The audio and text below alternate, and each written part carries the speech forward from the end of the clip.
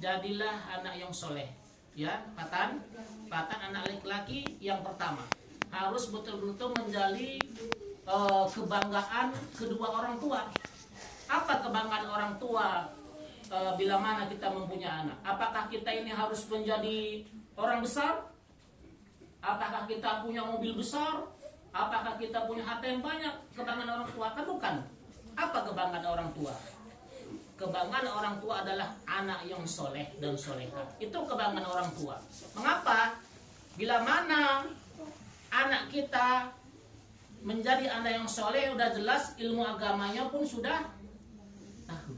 Kenapa? Banyak di zaman sekarang ini orang-orang tua ini tidak memperdulikan, tidak mendidik anaknya di bidang agamanya. Sehingga anak tersebut ketika kita sudah besar, kita tidak tahu apa-apa. Kenapa? Karena tidak dididik oleh orang tuanya. Makanya sebagai motivasi kepada kita, bahwasanya seorang anak yang diberikan oleh Allah Subhanahu wa taala kepada kita, kewajiban kita adalah mendidiknya. Bagaimana anak kita supaya menjadi anak yang soleh, taat kepada perintah Allah, patuh kepada orang tua, berguna bagi nusa dan bangsanya. Nah, seperti itu. Dan bila mana kita sudah mendidik anak kita menjadi anak yang soleh, maka kebanggaan orang tua itu adalah yang pertama. Di mana kebanggaan orang tua bila mana seorang orang tua sudah mendidik kita untuk di bidang ilmu agama? Ketika orang tua kita meninggal. Ya, ketika orang tua kita meninggal, apa yang kita doakan kepada orang tua kalau kita tidak ada ilmu agama kita? Coba, saya kadang-kadang risau. Sama apa saya bilang risau? Ketika ada orang meninggal, anaknya satu pun tak tahu sholat. Siapa yang salah? Orang tuanya. Orang tua meninggal, ditinggalkan orang tuanya harta yang banyak, ya, mobil, rumah, fasilitas dunia diberikan oleh seorang tua, tapi tidak diberikan oleh orang tuanya ilmu agama. Sehingga ketika orang tuanya meninggal, si anak tidak dapat menyolatkan. Kan sedih orang tua yang meninggal, ya Allah, mengapa anakku tidak menyolatkan aku? Padahal doa anak soleh itu langsung sampai. Doa anak yang soleh itu langsung sampai. Ketika kita mendoakan, ya Allah, ampunilah dosa-dosa orang tuaku, ya Allah, maka Allah akan mengampuninya. Kenapa? Sehingga orang tua kita yang di alam kubur tadinya akan mendapat sisa karena doa anak yang soleh, maka tidak jadi disiksa. Kan senang. Ini tidak. Di zaman sekarang ini, kalau kita tengok ini anak-anak kita ini semua ini, kalau nggak kita betul-betul kita perhatikan pergaulannya, perjalanannya, bisa merugikan orang tua. Sedangkan kita didik pun betul-betul anak itu kita pesantrenkan, kita sekolahkan di agama, keberhasilan itu belum tentu. Kalaulah si anak itu tidak mengamalkan apa yang diamalkannya ketika di pesantren.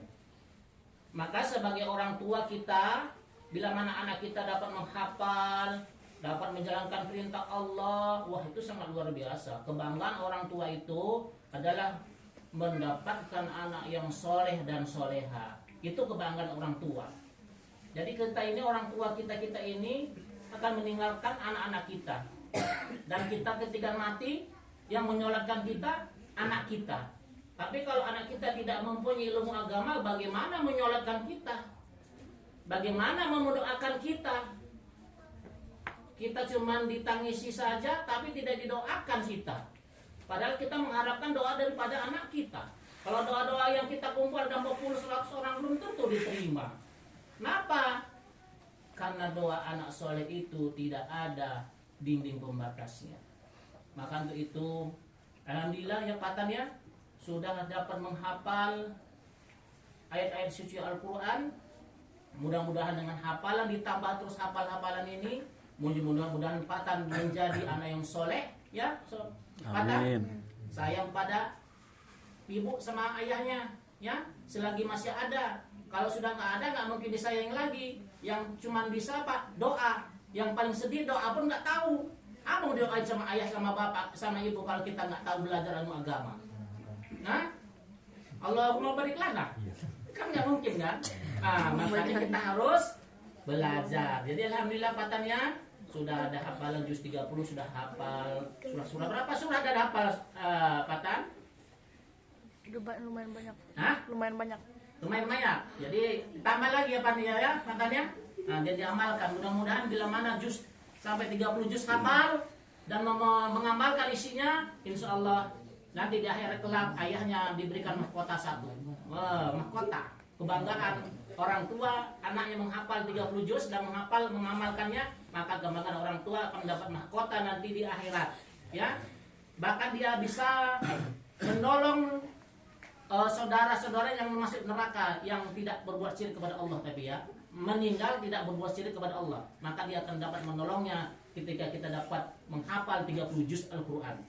Insya Allah ya Patan, ya Insya Allah ya, Insya Allah. Mudah-mudahan kiranya untuk kedepannya, mudah-mudahan Patan menjadi tambah dewasa lagi ya Patan, giat belajar. Apa yang kata ayah didengarkan, karena biasanya ayah marah pasti ada kesalahan, kan gitu, ya kan gitu, ada kesalahan pasti ayah marah, kan gitu. Kenapa si anak disuruh? Karena ayah sayang sama kita.